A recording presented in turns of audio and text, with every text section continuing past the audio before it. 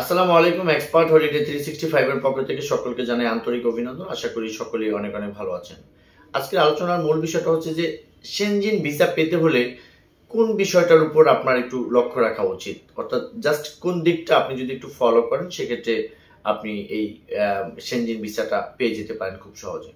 তবে আলোচনা পূর্বে আন্তরিক রিকোয়েস্ট, চ্যানেলটি যারা সাবস্ক্রাইব করেছেন তো তাদেরকে মেনি থ্যাঙ্কস, আর যারা সাবস্ক্রাইব করেনি তারা সাবস্ক্রাইব করে রাখবেন যাতে করে নেক্সট ভিডিওগুলো আপনারা চাইলে খুব সহজেই পেতে পারেন। এছাড়া যদি আপনাদের এই সেনজিন ভিসা সম্পর্কে যদি কোনো মতামত থাকে চাইলে আপনার ইচ্ছা হলে কমেন্ট বক্সে আপনি টাইপ করতে পারবেন, আমরা সময় সুযোগ বুঝে আপনাদেরকে ভালো একটা অ্যান্সার দেওয়ার চেষ্টা করবো ইনশাআল্লাহ।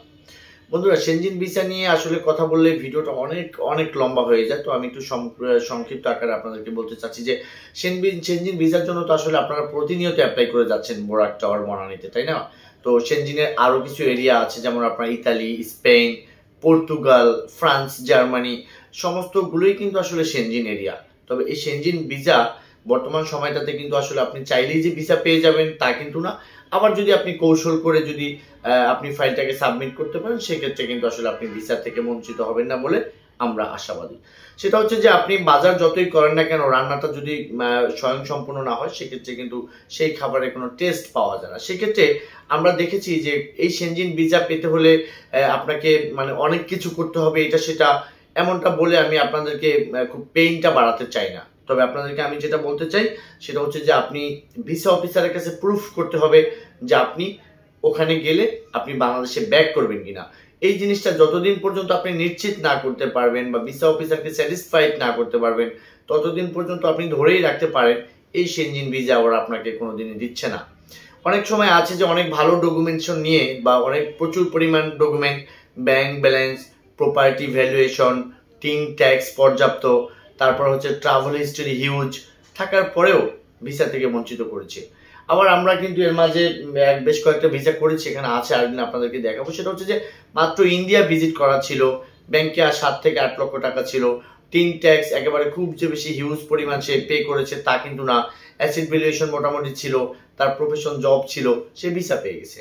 অর্থাৎ আপনি যেই জিনিসটার উপরে একজাক্টলি খেয়াল রাখবেন সেটা হচ্ছে আপনি বাংলাদেশে ফেরত আসবেন, এটাকে প্রুফ কিভাবে করবেন। আপনি প্রুফ করার জন্য হয়তো দিতে পারেন ব্যাংক ব্যালেন্স, অবশ্যই দিবেন, টিন ট্যাক্স দিবেন, আপনার প্রফেশনাল ডকুমেন্টস দিবেন, এটা সেটা নানান কিছু আপনি দিলেন।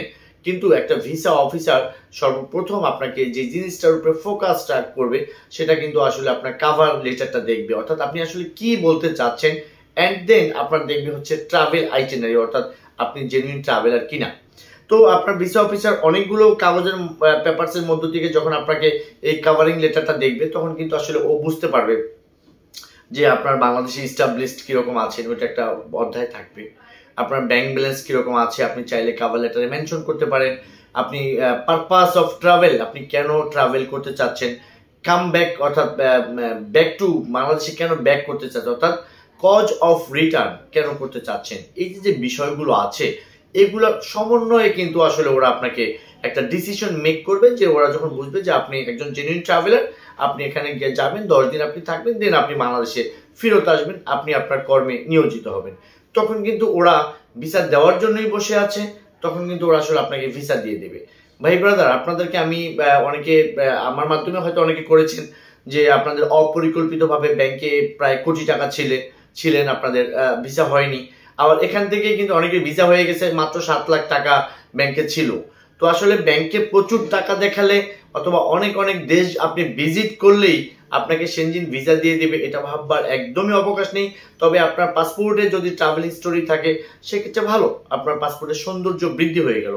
এর মানে এই না যে আপনার পাসপোর্টে অনেকগুলো দেশ ভিজিট করা আছে মানে তারা ভিসা দিতে বাধ্য, একদমই ভাবার কোনো সুযোগ নেই এটা।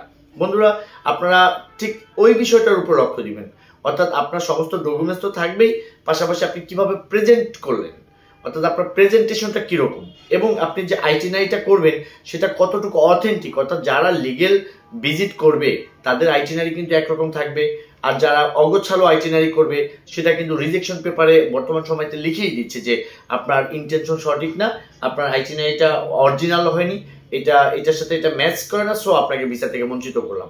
তো যাই হোক বন্ধুরা, এই বিষয়গুলোর উপর যদি আপনি একটু জোর দেন তাহলে আশা করি ইনশাল্লাহ সেনজিন ভিসা আপনি পেয়ে যাবেন। আমরা বর্তমান সময়টাতে সেনজিন ভিসা নিয়ে প্রচুর কাজ করে আসছি, এই রিলেটেড যদি আপনাদের কোনো কিছু জানার ইচ্ছা থেকে স্ক্রিনে দেওয়া নাম্বারে চাইলে আমাদের সাথে অন দ্য কলে কথা বলতে পারবেন। পাশাপাশি যদি ফাইল সাপোর্টিং কোনো ডকুমেন্টস প্রয়োজন হয় অথবা ফাইল প্রসেস করান অথবা এম্বাসির অ্যাপয়েন্টমেন্ট লাগবে, তো সরাসরি আমাদের সাথে চাইলে মিট করতে পারেন ডেসক্রিপশন বক্সে থাকা অ্যাড্রেস অনুযায়ী। সকলে ভালো থাকবেন, সকলে সুস্বাস্থ্য কামনা করি। আসসালামু আলাইকুম।